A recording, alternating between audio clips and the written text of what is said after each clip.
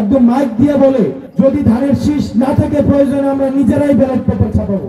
BNP নির্বাচনের জন্য কথা বলছে, আমরা নির্বাচন সহ আরো দুইটা বিষয়ের জন্য কথা বলছি।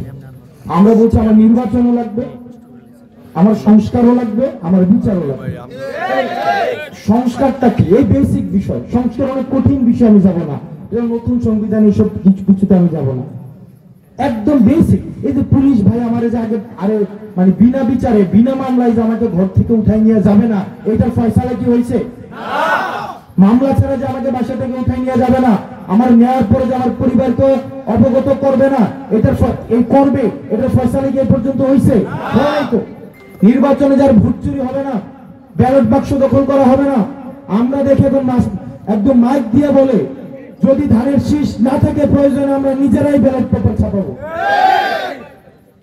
আমি বলছি না এটা একটা রাজনৈতিক দলের অবস্থান, আমি বলছি একটা রাজনৈতিক দলের অনেকের মনস্তাত্ত্বিক বিষয়টা হচ্ছে এমন, এটা পুরা যে সবাই ধারণ করে আমরা বিশ্বাস করতে চাই না।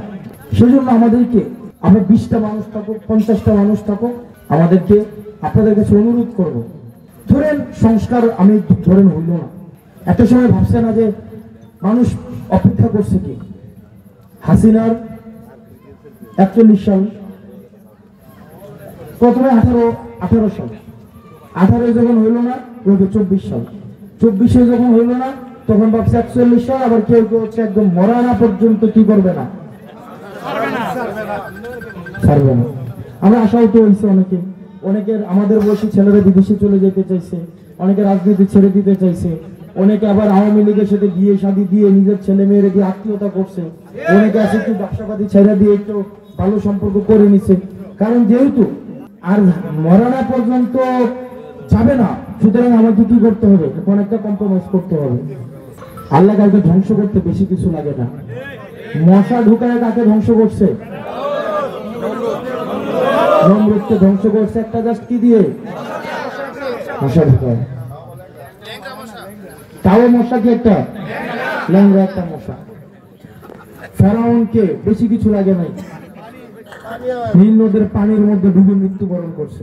আপনারা যদি মনে করেন যে সংস্কার হবে না, ধরুন হইল না, আপনি কি মনে করেন এটা থেমে যাবে?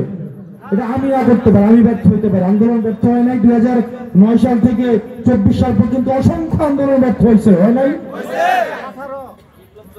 কিন্তু এটা কেউ না কেউ আরো করুণ ভাবে আরো অনেক মানুষের হয়তো প্রাণ দিতে হবে, কিন্তু এই সংস্কার অবশ্যই অবশ্যই অবশ্যই অবশ্যই হবে। এখন সেটার জন্য কি লাগবে? সেটার জন্য তো রাজনীতিবিদদের সৎ হইতে হবে। ধরেন আমাদের দেশের রাজনীতিবিদরা টিন চুরি করে, গম চুরি করে, রাস্তার পিচ চুরি করে না, আবার হচ্ছে কি ভিজিএফ কার্ড চুরি করে, এগুলো করে তো নাকি? আর আমাদের দেশের ভোটাররা আগের রাতে ভোট বিক্রি করে কিনা? সবাই না, অনেকেই আছে না। আমার গ্রামে একটা আছে যে বলে আর কি, আগের সময় নির্বাচন গুলো এমন হইতো যে রাতের বেলা যখন বাসায় টোকা দিত, নির্বাচন আগের দিন রাতে 3টার দিকে টোকা দিছে, ভিতর থেকে বলতো বাসায় 5 জন, মানে বাইরে থেকে টোকা দিছে আর ভিতর থেকে কি আসছে? 5 জন। আল্লাহর দোহাই লাগে, মনে রাখতে হবে যে দেশের মানুষ সৎ তার নেতা হবে সৎ, যে দেশের মানুষ অসৎ তার নেতা হবে কি? অসৎ। কর্মফল অনুযায়ী নেতা নির্ধারিত হয়। সেই জন্য আপনাদের কাছে অনুরোধ করব, আমরা এনসিপি, আমরা ভাই টাকা পয়সা দিতে পারবো না, এটা সম্ভব না। এই প্রোগ্রাম আজকে হুন্ডা নিয়ে অনেক আনতে গেছে, এই জিনিসটা উচিত হয় না আপনাদের। এই যে হুন্ডার বহর, এগুলো মানুষ পছন্দ করে না, এখন নিজের তেল দিয়ে গেছে আমি শুনছি, কিন্তু এগুলো এখন আর মানুষ পছন্দ করে না। প্রোটোকল, পিছনে পিছনে মানুষ অনেক থাকবে, হুন্ডা এই যে হর্ন বাজাবে, তারপর হচ্ছে অনেক স্লোগান দিবে, এগুলো এখন আর মানুষ পছন্দ করে না।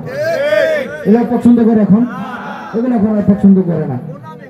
এই হুন্ডার রাজনীতি, প্রোটোকলের রাজনীতি, এগুলো বাদ দিয়ে একদম সিম্পল ভাবে জনগণের কাছে যাইতে হবে, ঘরে ঘরে যাইতে হবে, মানুষের কথা শুনতে হবে। একটা মাইক পাইলে একদম বোমাবাজি করে, এগুলো মানুষ এখন আর পছন্দ করে না। যুগ চেঞ্জ হয়েছে, মানুষের কাছে যাইতে হবে। এবং কর্মীরা নেতার কষ্ট দেখলে, নেতা কষ্টে আছে, ক্রাইসিসে আছে, এর মানে এই না যে কর্মীরা তাকে ছেড়ে চলে যাবে। ওই নেতাকে আরো কর্মীরা উৎসাহন করবে। আপনারা নিশ্চিত করবেন আপনার কর্মী যারা তার অধিকারটা যেন আগে নিশ্চিত হয়। নিজেকে এখানে কেউ নেতা হওয়ার এই ভাবটা ধরবেন না। আওয়ামী লীগে অনেক নেতা হয়ে গেছিল, এই কারণে পতন হয়েছে। সবাই কর্মী হবেন। আমরা কর্মী, পথে ঘাটের মাঠে খেটে আমরা হচ্ছে এখানে আমাদের বড় হতে হবে। সেজন্য আপনাদের কাছে অনুরোধ থাকবে, আমাদের বিজয়নগরে আমরা বিশ্বাস করি যে বিষয়গুলো ওনারা রাত 9টা বেজে গিয়েছে, বক্তব্য দীর্ঘায়িত করবো না, এখনই শেষ করে দিচ্ছি।